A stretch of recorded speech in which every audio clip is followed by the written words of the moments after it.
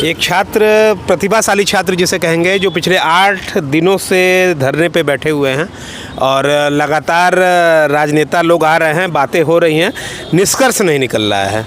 तो अब इस निष्कर्ष कितना निकला 8 दिनों में, हम इनसे बात करेंगे। यहीं खा रहे हैं, यहीं सो रहे हैं और यहीं पे ये बैठे हुए हैं। लगातार हमारा देश तो खैर औरंगजेब की कब्र में डूबा हुआ है और अभी देश इतिहास से सवाल पूछ रहा है, वर्तमान की ओर नहीं देख रहा है। और ये छात्र जो कि वर्तमान है, आगे चल के भविष्य बनेंगे देश का, इस पे बात नहीं हो रही है। मेन स्ट्रीम मीडिया में भी गायब है। हालांकि चंद्रशेखर रावण ने संसद में मामला उठाया था, अखिलेश जी ने भी इस पे कुछ लिखा था, एक ट्वीट वगैरह ही किया था। औपचारिक चीज़ें हैं जो राजनेताएं कर रहे हैं, निष्कर्ष कुछ निकल नहीं रहा है। तमाम मुद्दों पे बात करने के लिए हमारे साथ कुछ लोग हैं। भैया को पहले खाने देते हैं, तो तब तक इनसे बात करते हैं। सोनकर जी से ही बात करते हैं, खाना खाते खाते, समय का थोड़ा अभाव है।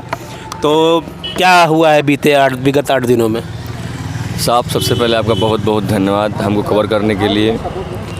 ये धरने का 8वां दिन है और लगातार मैं अपने गुरुजी लोगों के उनसे संपर्क करना चाहता हूँ, लेकिन अभी तक कोई हमसे बात नहीं करने आया है। आराम से बैठ जी, आराम से बैठ जी, टेक लेके। अभी तक हमसे कोई ना कोई बात करने आया है। धरने का मेरा 8वां दिन है।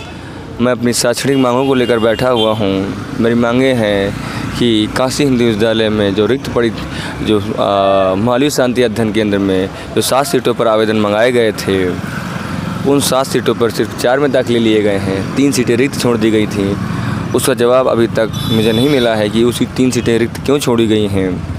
ना ही रोस्टर के नियम का पालन हुआ है, ना ही आरक्षण नीति का पालन हुआ है, ना ही आरक्षण के नियमों का पालन हुआ है और ना ही मेरिट टेस्ट का पालन हुआ है। मतलब और विश्वविद्यालय प्रशासन ने अभी आपको ज्ञात होगा कि उन्होंने स्वीकारा है कि उनके नियमों में गलती है। अगर आपके नियमों में गलती है तो उसके भुक्तभोगी हम क्यों बने? बिल्कुल, आप उसमें सुधार कीजिए। जब संविधान बना था तो इसमें ये नहीं कहा गया था कि नहीं, जो बन गया बन गया। समय के साथ उसमें सुधार होते चले गए। तो गलती आपसे हुई है, बट कोई दिक्कत नहीं हमसे उसको, लेकिन उसको सुधार कीजिए और मुझे दाखिला दीजिए। मैंने ये कहीं नहीं कहा दाखिला मुझे दीजिए। मैंने ये सिर्फ कहा है कि जो उन 3 सीटों पर जो योग्य उम्मीदवार हैं उनका दाखिला कीजिए। मेरा विरोध इसका है कि आरक्षण के तहत जो मेरी सीट बनती थी वो आपने किसको दे दी? जो कॉन्स्टिट्यूशनल आरक्षण है, इसके तहत हमारे पिछड़े समाज के लोग, शेड्यूल कास्ट के लोग, ST समाज लोग और हमारे समाज के लोग जो उस आरक्षण के तहत आते हैं और उस हिस्सा ग्रहण करते हैं, वो आपने वो सीटें हटा दी हैं। वो हटा के किसको दी हैं? ये किसकी ज़िम्मेदारी कौन लेगा? कौन जवाब देगा कि हमारे जो वंचितों पिछड़ों का जो हक मारा जा रहा है, जो शिक्षा से वंचित किया जा रहा है? ये मैंने बस आवाज़ बुलंद कर दी है। बाकी बस मुझे कोप्त हुआ कि भाई मैं योग्य था, मुझे नहीं लिया गया। मुझे इस चीज़ का दर्द था, मुझे नहीं लिया गया, तो मैं आके धरने बैठ गया। बस मैं सामने हूँ, चेहरा हूँ, लेकिन बहुत सारे लोग इससे प्रताड़ित हैं। मुझे उम्मीद है महामना मुझे न्याय दिलाएंगे, जिन्होंने इसका पवित्र भूमि की स्थापना की, इस विद्यालय की स्थापना की। मैं डॉक्टर अम्बेडकर के सिद्धांतों पर चलने वाला व्यक्ति हूँ, उनको मानता हूँ मैं। और मैं कोई राजनीतिक लाभ या पार्टी विशेष के लिए यहाँ नहीं बैठा हुआ हूँ। मुझे उम्मीद है कि आने वाले वक्त में मेरे लोग, हर समुदाय के लोग मुझे न्याय दिलाएंगे और जब तक न्याय नहीं मिलेगा मैं यहीं पर धरनारत हूँ। शिवम जी, एक बात बताइए, एकेडमी ने 31 तारीख तक का समय डिक्लेयर किया है कि 31 तारीख तक वो विचार करेगी इस मामले पे। 31 तारीख तक वो विचार करेगी और उनका कहना है कि जनरल कैटेगरी में आपका दूसरा स्थान है, इस पर भी कुछ बाधाएं आ रही हैं। ये क्या है, इसे थोड़ा समझाइए। ये अभी मैं एक फाइल उठाता हूँ। ये अगर कैमरा पास बुला सके तो मैं दिखाता हूँ। थोड़ा सा पास आ जाइए। और कैमरा पास बुला सके तो मैं दिखाता हूँ। बहुत अच्छे से मैं समझा रहा हूँ आपको, ध्यान सुन लीजिए। ध्यान से थोड़ा कैमरा दिखाइए। जिनको ये भ्रम हो कि ऐसे कर दे क्या?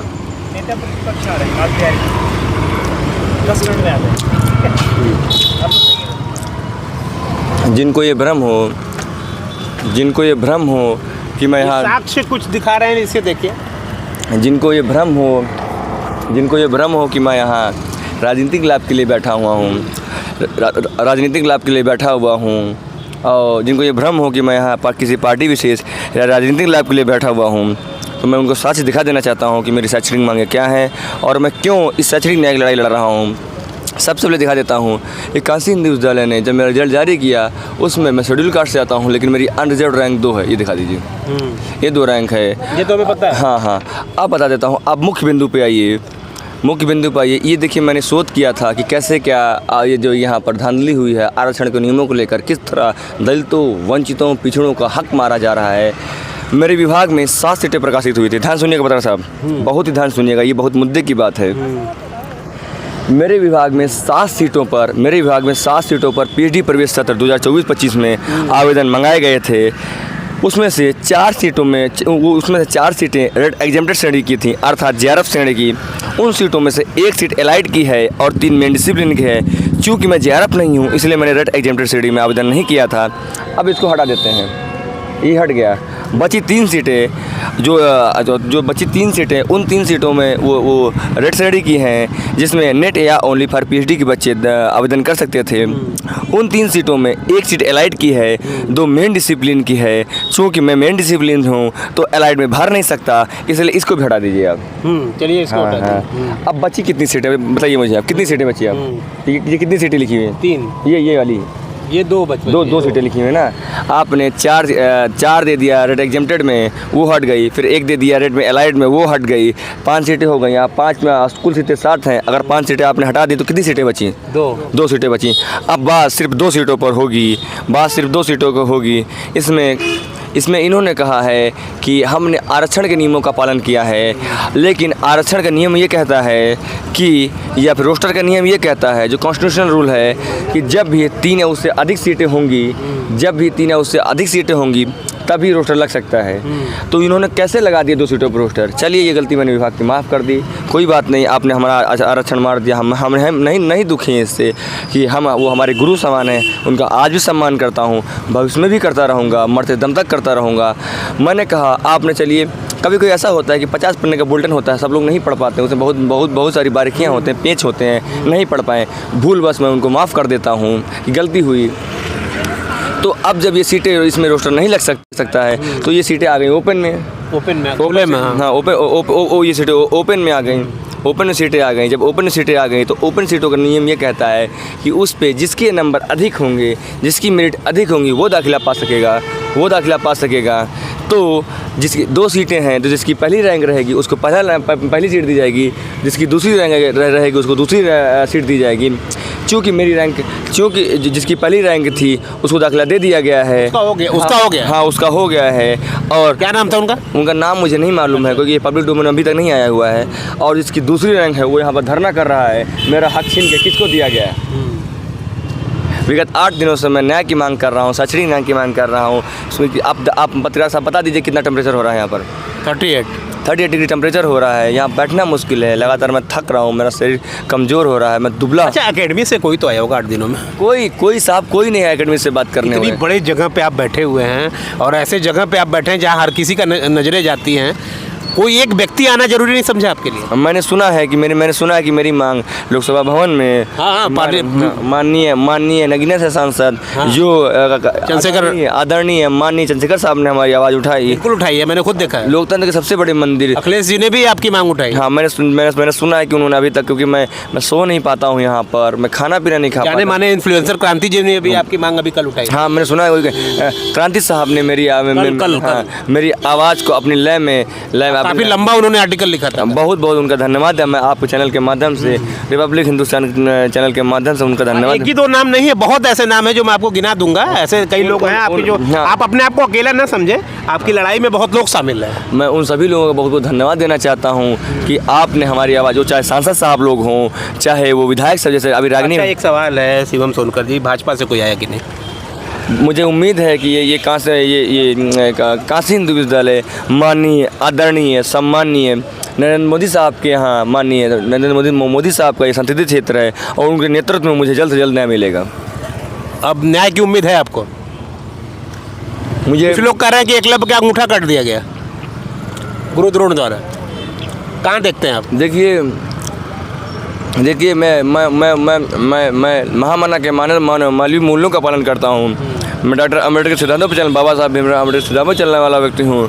अगर ये बताइए ये कहाँ का है, ये बताइए मेरा हक। मुझे नहीं लगता कि ये, मुझे लगता है कि ये गलती से हुआ होगा कि गुरुजी को ये लोग आप ही लोग आए हैं? जी। तमाम लोग आपके लिए, एक दो लोग नहीं आए हैं अभी तक, तो पता नहीं कितने लोग आपके लिए आए। हाँ, बहुत लोग आए हैं। मैं आपके चैनल के माध्यम से कहना चाहता हूँ कि जो भी जहाँ से मेरा समर्थन किया, जो लोग हमसे मिलने आए, मेरे समाज के लोग, हर समाज के लोग, उनका मैं तहे दिल से आभारी हूँ। मैं अगर आज उनका स्नेह में मुझे समर्थन मिल रहा है और मुझे उम्मीद है आगे भी मिलता रहेगा, अगर मैं आज से उनका धन्यवाद देना प्रारंभ करूँ तो आने वाली आखिरी सांस तक उनका धन्यवाद मैं नहीं दे पाऊँगा, मैं उससे ऋणी नहीं हो पाऊँगा। ये जीवन भर का मेरे पर उनका एहसान हो गया, इस एहसान तले मैं जीवन भर दबा रहूँगा। उम्मीद है कि आपको आपका न्याय मिले और जल्द मिले। और ये धूप इतनी आसान हम पत्रकारों के लिए भी नहीं होती है, फिर भी हम न्याय के लिए घर से आते हैं। हम भी सोचते हैं कि आपको न्याय मिले और लगातार हम आपको कवरेज दे रहे हैं और उम्मीद है कि आपको न्याय मिलेगा। क्या कहेंगे नेताजी? हम अब आप खाना खाइए शिवम जी। खाना खाइए शिवम। मैं विजेंद्र कुमार सोनकर, भारतीय औद्योगिक व्यापार संगठन ट्रस्ट के माध्यम से, और हमारा पूरा संगठन इनके साथ है। जब तक न्याय नहीं मिलेगा, हम जब तक पूछते रहेंगे ये सीट कहाँ गई, किसके हक में गई। मेरिट के हिसाब पे आइए ना आप हम SC OBC आपसे कुछ भी नहीं मांग रहे हैं, सिर्फ प्रतिभा को हम आधार मान रहे हैं कि जिसका मेरिट सही है उसको न्याय मिलना चाहिए, उनको उनकी जो है एडमिशन होनी चाहिए। हम आपसे एक भीख इसलिए मांग रहे हैं। भीख क्यों मांग रहे हैं? अधिकार है ये। नहीं, अधिकार तो मांग रहे हैं, अधिकार तो मेरा है ही है। हम एडमिशन मांग रहे हैं आपसे, हम आपसे कोई धन दौलत नहीं मांग रहे हैं, हम एक एडमिशन के लिए मांग रहे हैं। हम न्याय वाली लड़ाई लड़ रहे हैं। तो हमारा भारतीय औद्योगिक व्यापार संगठन जब तक एडमिशन नहीं होगा तब तक ये अनशन चलता रहेगा। हम काशी हिंदू विश्वविद्यालय में बैठे हैं और उनका सम्मान करूंगा। मालवीय मदन मोहन मालवीय जी आज हमारे निगाह में वो आज तक जीवित हैं, उनकी जन्मदिन हम लोग मनाते हैं। ऐसे धरती पावन धरती उन्होंने कैसे बनाया है वो आज इन लोग नहीं बता पाएंगे। भ्रष्ट अधिकारी को जब तक हमारा ये भ्रष्ट अधिकारी पहला हमारा प्रथम है कि जो भ्रष्ट अधिकारी है उसको छोड़ा नहीं जाएगा। हालांकि ये शांतिपूर्ण आंदोलन है, हम बैठकर के बहुत बड़े समर्थक हैं शिवम जी। और मैं ये स्पष्ट कर देना चाहता हूँ कि मैं ये धरने की मेरा 8वां दिन है। मैं शैक्षणिक मांगों को लेकर बैठा हुआ हूँ। मेरा धरना अकादमिक है, एकल है और मैं महामानव के मूल्य पर चलते हुए कानून और संविधान के दायरे में मैं अपनी न्याय की लड़ाई लड़ूंगा और लड़ता रहूँगा जब तक मुझे न्याय नहीं मिलेगा। रिपब्लिक हिंदुस्तान के लिए शिवम सोनकर जी के साथ लगातार 8वें दिन जितेंद्र यादव। धन्यवाद। गलत नहीं, बढ़िया बोला कि जो भी न्याय संगत व्यवस्था है उस न्याय संगत व्यवस्था के तहत जब इनका सेकंड नंबर है, रैंक इनका है, तो 2 ही अगर सीट है तो फर्स्ट और सेकंड दोनों को सीट जो है देकर के प्रशासन को चाहिए यहाँ का इनका एडमिशन विभागाध्यक्ष जो है एडमिशन कर लें। शिवम जी से हम बात करेंगे। शिवम जी, अब तक एकेडमी से आपकी कोई बातचीत या जो कार्यवाहक कुलपति है उनसे कोई बातचीत? सबसे पहले बहुत बहुत आपका धन्यवाद कि हमारे लिए आए, उन्होंने हमारी मांग सुनी। सोच लीजिए कि लखनऊ से लोग 500 किलोमीटर से चल के यहाँ पर आ गए, लेकिन काशी हिंदू विश्वविद्यालय का प्रशासन अभी तक जो यहाँ से 5 मिनट की दूरी पर है। मैं विगत 8 दिनों से वाइस चांसलर आवास के सामने मैं विगत 8 दिनों से वाइस चांसलर के आवास के सामने धरनारत हूँ। मेरी मांग शैक्षणिक मांगे हैं, मैं अकादमिक मांगों को लेकर धरनारत हूँ। मेरे विभाग में 7 सीटों पर PhD के आवेदन मंगाए गए थे, जिसमें से सिर्फ 4 सीटों पर दाखिले दिए गए। सीटें वहाँ 3 रिक्त पड़ी हैं। मैं पूछना चाहता हूँ कि वो सीटें 3 रिक्त क्यों हैं, उस पर योग्य उम्मीदवारों को दाखिला क्यों नहीं दिया जा रहा है। मैंने कभी ये नहीं कहा कि मुझे दाखिला दीजिए, मैंने बस इतना ही कहा जो छात्र योग्य हों उनको मेरिट की बिहाफ पे दाखिला दे दिया जाए। तो ये थे हमारे साथ लाल बिहारी यादव जी, जो कि बहुत दूर से चल करके आए हैं और लगातार ऐसे राजनेता यहाँ पे आते रह रहे हैं और लगातार यहाँ पे बातें होती रही हैं। और भी देखिए मीडिया पर्सन हमारे साथ पीछे दिखाइए आप, वो लोग भी लगातार आ रहे हैं और लगातार उनका समर्थन इन्हें मिलता रहा। और ज़रूरी भी है, मीडिया का साथ बहुत ज़रूरी है ऐसे समय में, ख़ास तौर पर एक लड़का जो 38 डिग्री सेल्सियस में आंदोलन कर रहा है। धन्यवाद।